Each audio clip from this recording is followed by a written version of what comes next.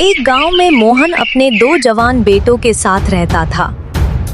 बड़े बेटे का नाम रमेश और छोटे बेटे का नाम मनीष था। रमेश बड़ा ही चालाक और होशियार था, वहीं उसकी पत्नी नेहा भी उतनी ही होशियार थी। वहीं मनीष की अभी शादी नहीं हुई थी, जिस वजह से वह अपने पिता का पूरा ध्यान रखता था। अरे मनीष, जरा सुनो, जाते हुए बाजार से सब्जी और थोड़ा दूध ले आना। आज घर में सब खत्म हो गया है। और हाँ, अगर ताजे फल मिले तो वो भी ले लेना। ठीक है भाभी, आप लिस्ट दे दीजिए, मैं सब ले आऊँगा। अगर आपको और कुछ चाहिए तो बता दीजिए। और हाँ, पैसे भी दे दीजिए, मेरे पास इस वक्त कुछ नहीं है। अरे ऐसे तो जेब में कभी पैसे होंगे ही नहीं, कुछ काम धंधा करोगे तभी मिलेगा। गहरी सांस लेकर पिताजी के पास गया। पिताजी, भाभी ने कहा है कि बाजार से कुछ सामान लाना है, आप थोड़े पैसे दे दीजिए। बेटा, मेरे पास तो इस वक्त एक भी पैसा नहीं है, क्यों ना तुम अपने बड़े भैया से मांग लो। यह सुनकर मनीष वहां से ही चला गया। रमेश खेतों के काम में व्यस्त था और पसीने से लथपथ। तभी दूर से मनीष तेज कदमों से चलता हुआ उसके पास आ पहुंचा। भैया, भैया जरा सुनिए। हाँ मनीष, क्या हुआ? सब ठीक है? वो बाजार से कुछ सामान लाना था, भाभी ने कहा था थोड़े पैसे चाहिए थे आपसे। कितने पैसे चाहिए मनीष? बस अभी के लिए 50 रुपए चाहिए भैया। रमेश अपनी जेब से नोट निकालकर मनीष को देता है। ये लो, और जो सामान लाना है ठीक से लाना। धन्यवाद भैया, अभी आता हूँ। मनीष ने पैसे लिए और तेज कदमों से बाजार की ओर निकल पड़ा। पीछे खेतों में फिर से आवाज गूंजने लगी। उधर नेहा अपने कमरे में बैठी है। गुस्से में उसके गाल फूले हुए हैं।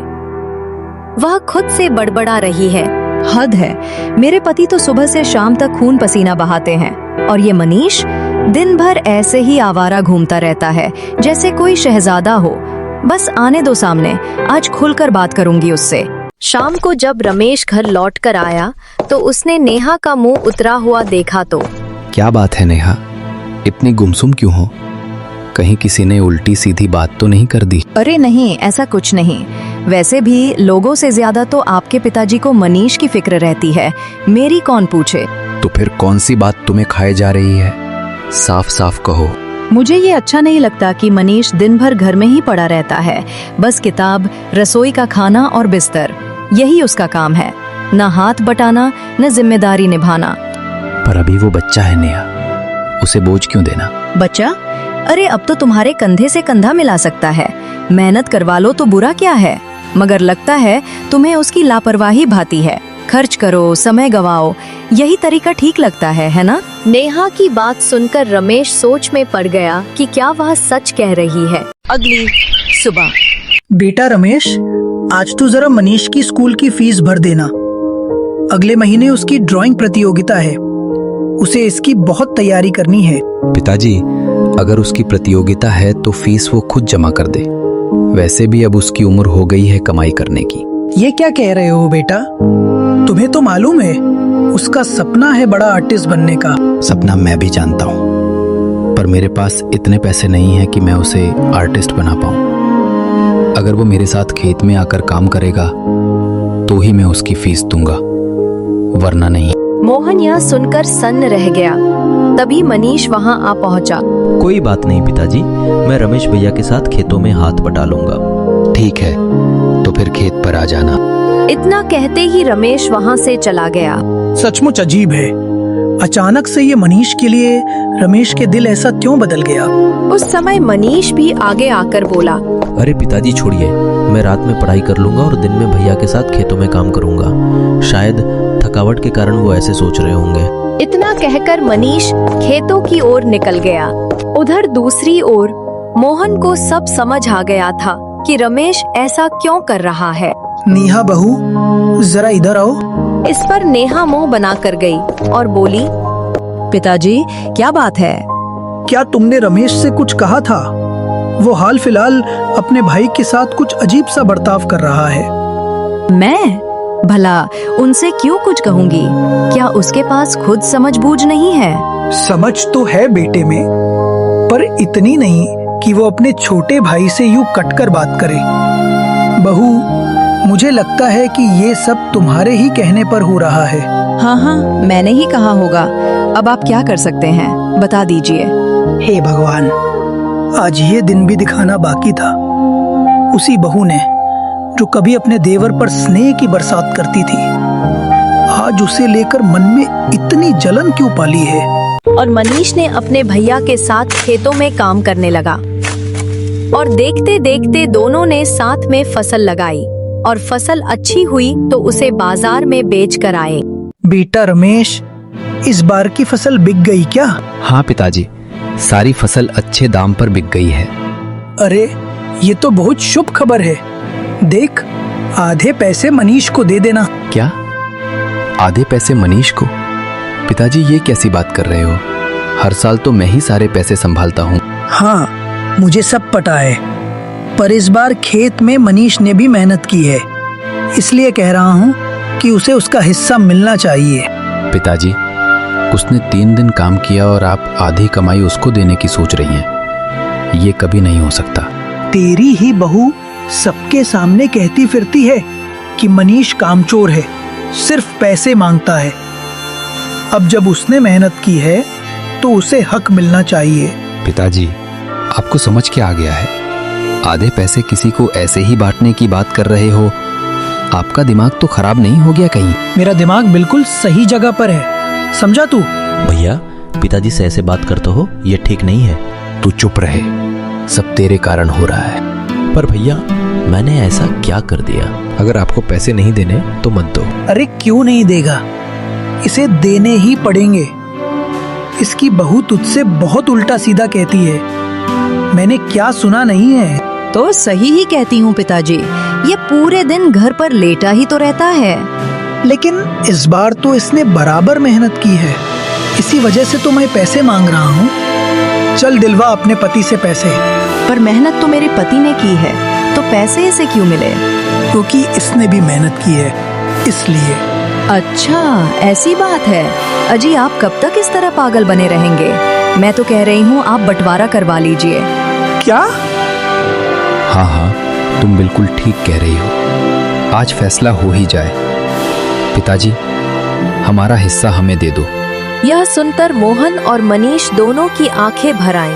नहीं नहीं भैया, आप ऐसा क्यों कह रहे हैं? भला भाइयों के बीच में भी कहीं बंटवारा होता है? हाँ हाँ, होता है। अगर तेरे जैसा भाई हो तो उस घर में बंटवारा होता है। मुझे मेरा हिस्सा चाहिए। तुझे तेरा हिस्सा चाहिए ना?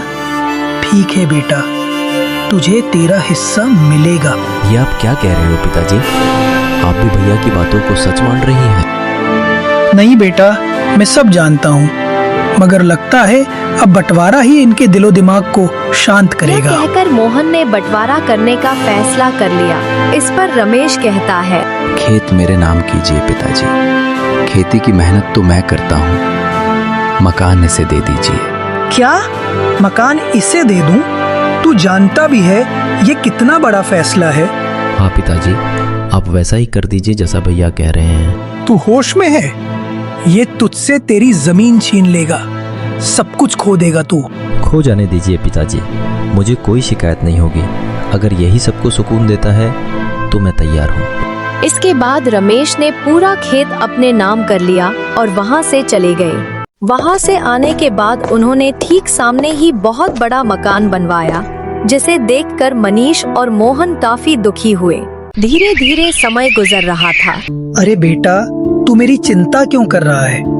बस तू कोई अच्छा सा काम ढूंढ ले।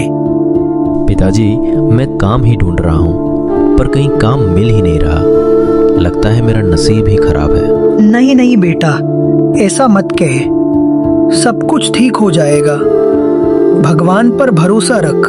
यह सुनकर मनीष ने कुछ नहीं कहा और वहाँ से चला गया। गांव पहुँचते ही उसे एक आदमी मिला जो उससे बातें करने लगा। अरे मनीष, बहुत दिनों बाद मिले हो।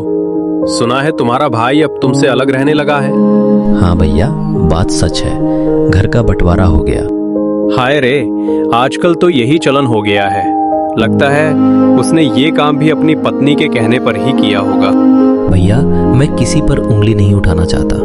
कौन क्या करवा रहा है मुझे नहीं मालूम, बस इतना जानता हूँ कि किस्मत ने शायद यही लिखा था। भाई अलग हो गया तो अब क्या किया जा सकता है। पास खड़ा रमेश ये सब सुनता है। उसका चेहरा गिर जाता है और वह बिना कुछ कहे धीरे धीरे वहां से निकल जाता है। दूसरी तरफ नेहा अब पहले जैसी नहीं रही थी। वह रोजाना बाजारें जाकर ढेर सारा सामान खरीद कर लाती और घर लौटकर खुद को किसी रानी की तरह खुश महसूस करती। अब मैं यहाँ महारानी बनकर रहूंगी। पहले उस घर में दबकर जीना पड़ता था, लेकिन अब पूरा खेत मेरे नाम है। मैं अमीर हूँ। नेहा को देखकर गांव वाले आपस में फुसफुसाकर राय बनाने लगे। अरे देख तो सही, ये तो बिल्कुल बदल गई है। पहले कितनी सीधी सादी और संस्कारी थी, और अब देखो कितनी बदतमीज और घमंडी लगती है। सब तो संस्कारों की ही बात है। जब तक अपनी सास ससुर के अधीन थी सही थी, अकेली हुई तो बिगड़ गई। सच कह रहे हो, तभी तो लोग कहते हैं घर का बंटवारा अच्छा अच्छों को भी बर्बाद कर देता है। दूसरी तरफ मोहन दाव वालों की बातें सुनकर भीतर ही भीतर दुखी रहने लगा। अगली सुबह सुरेश उठा और अपने पिताजी से कहा, पिताजी, मैं गांव में काम ढूंढने जा रहा हूँ। शाम तक लौट आऊंगा, और अगर शाम तक न लौटूं तो परेशान मत होना। ठीक है बेटा, पर ध्यान से जाना। इसके बाद मनीष काम ढूंढने के लिए गांव में निकल पड़ा, पर उसे कहीं भी काम नहीं मिला। वह काफी टूट गया और दुखी होकर बोला, लगता है मुझे यहाँ काम नहीं मिलेगा। अब मैं कहीं दूसरे गांव में जाकर काम देखता हूँ। यह कहकर वह जंगल के रास्ते से अपने पड़ोसी गांव की ओर जाने लगा। पूरी तरह टूट चुका सुरेश एक पेड़ के नीचे बैठ गया। तभी एक ससा आकर उसके पास रुक गया और उसकी ओर टकटकी लगाए देखने लगा। तुम मुझे इस तरह क्यों देख रहे हो? क्या तुम भी मुझ पर हंस रहे हो? ससा कुछ देर चुप रहा, फिर बोला, मैं तुम्हारी परेशानी को समझने की कोशिश कर रहा हूँ। मुझे दिख रहा है कि तुम बहुत परेशान हो। बताओ क्या हुआ है? अरे तुम बोल कैसे सकते हो? मैंने आज तक ऐसा कभी नहीं देखा। हर जानवर बोल सकता है, पर उनकी आवाज सिर्फ उन्हें सुनाई देती है जो दिल से सच्चे होते हैं। अब बताओ क्या हुआ है? मनीष ने सारी बात ससे को बताई और बोला, मैं बहुत बड़ी दुविधा में हूँ। मुझे कुछ समझ नहीं आ रहा। लगता है मेरा जीवन बेकार हो गया। तुम ऐसा क्यों कह रहे हो? तुम्हारे पिताजी घर पर तुम्हारा इंतजार कर रहे होंगे। मेरी बात मानो तो मेरे साथ चलो। अगर तुम मेरी मदद करोगे तो मैं तुम्हारी मदद कर दूंगा। तुम्हारी सारी परेशानियां दूर हो जाएंगी। पर मेरी मदद से तुम्हारी मुसीबत कैसे दूर होगी? बताओ, तुम्हें क्या मदद चाहिए? मेरा भाई इस घने जंगल में कहीं खो गया है। मैंने बहुत ढूंढा पर वो अब तक नहीं मिला। क्या तुम मेरी मदद करोगे? अगर तुमने मेरा भाई को ढूंढ दिया तो मैं तुम्हें खजाने का पता बताऊंगा, जिससे तुम्हारी सारी परेशानी दूर हो जाएगी। ठीक है, मैं तुम्हारी मदद करूंगा। पहले तुम ये बताओ कि वह किस दिशा में गया था। इसके बाद मनीष ससे के साथ जंगल के भीतर चला गया। वे काफी दूर तक पहुँचे। अरे तुम्हारा छोटा भाई कहीं नहीं मिल रहा। हम इतने अंदर आ गए हैं, मुझे लगता है कि शायद वह किसी बड़े जानवर का शिकार बन गया होगा।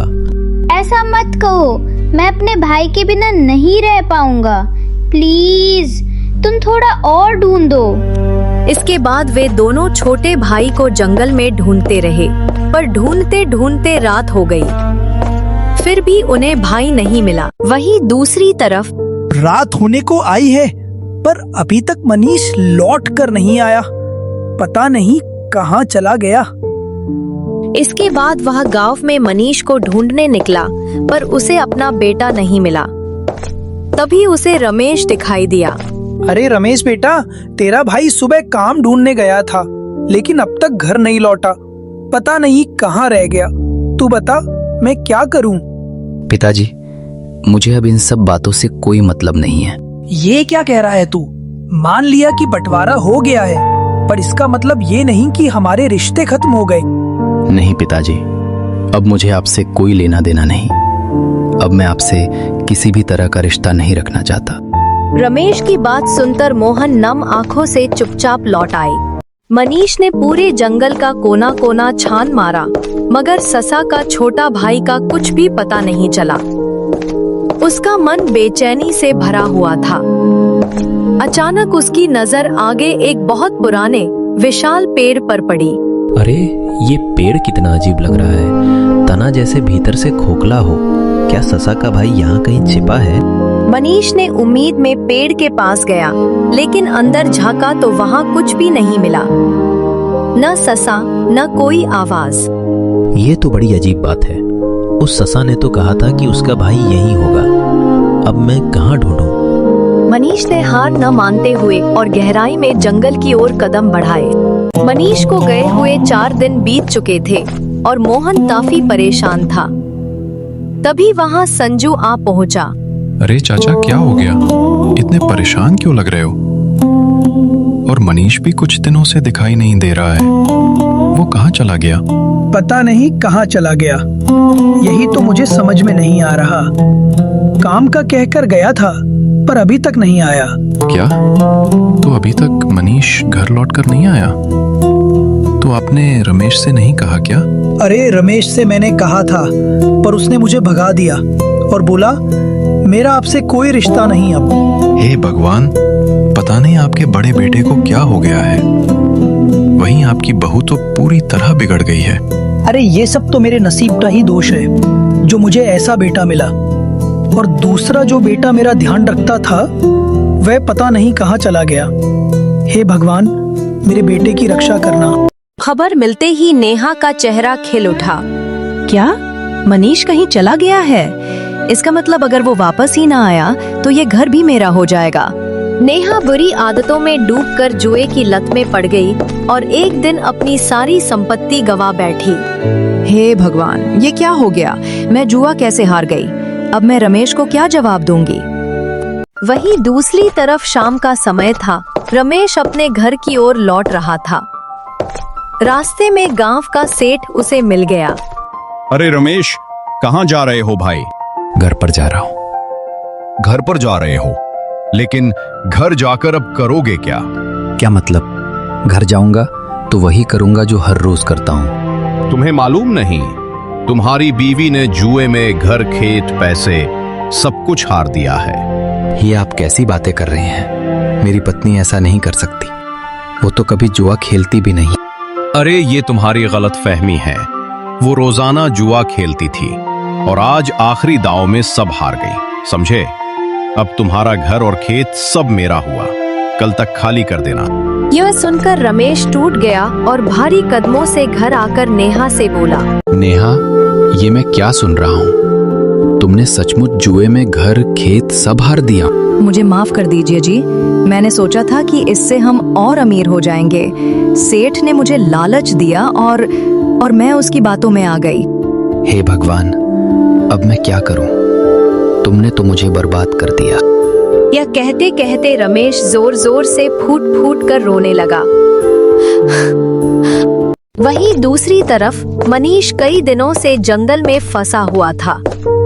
उसे कुछ भी समझ में नहीं आ रहा था। अरे यहाँ तो कोई खरगोश नहीं दिखाई दे रहा है। अब मैं क्या करूं? मुझे तो खरगोश का छोटा भाई मिल ही नहीं रहा। मेरे पिताजी काफी परेशान हो रहे होंगे। ऐसा करता हूँ, यहाँ से चला जाता हूँ। पर तभी उसने देखा कि वह रास्ता भूल गया है। हे भगवान, मेरी मदद कीजिए। मैं तो यहाँ पर किसी की मदद करने आया था, पर उल्टा यहाँ आकर फंस गया हूँ। अब मैं क्या करूँ? किस तरफ जाऊँ? यह कहकर मनीष काफी दुखी हो गया, क्योंकि उसे कुछ समझ नहीं आ रहा था। तभी वहाँ पर वही खरगोश आया।